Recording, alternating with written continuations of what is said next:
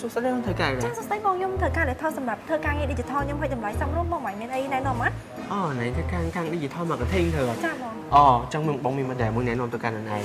នេះអូនពពួក Asus Gaming V16 laptop មួយហ្នឹងស័ក្តិសមមែនតើសម្រាប់ការងារបច្ចុប្បន្នហ្នឹងជាពិសេសការងារដូចឯងពាក់ព័ន្ធមួយ digital marketing ឬក៏ content អីចឹងណាដោយសារតែជាមួយនឹង laptop នេះវាមកជាមួយនឹង spec របស់វាគឺល្អសម្រាប់ការធ្វើការចឹងឯងមាន script ឬក៏មាន content ឬក៏មាន planning សម្រាប់ធ្វើការអីហ្នឹង laptop មួយនេះជួយបានច្រើនមែនតើ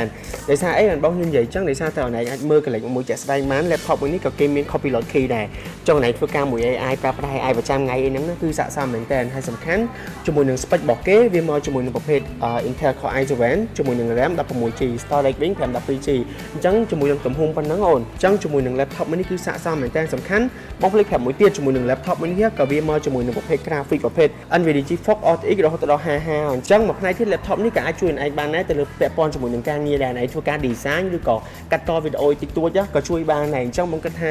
content ឬក៏ digital marketing បងឯងដែលតម្រូវទៅលើការកាត់តវីដេអូអីហ្នឹង laptop មួយនេះគឺវាស័ក្តិសមមែនតើសម្រាប់ខ្លួនឯងអញ្ចឹងណាចឹងឯងចាប់អារម្មណ៍មកជាមួយនឹង laptop model មួយនេះ ចឹងយកអាហ្នឹងមួយបង អត់មានតម្រូវការសួរអីបន្ថែមទៀតទេណា អត់ទេបងអស់ហើយមិនបោះបាយហើយ អរគុណហ្មងចឹងតែខ្ញុំរៀបចំជូន ចាបង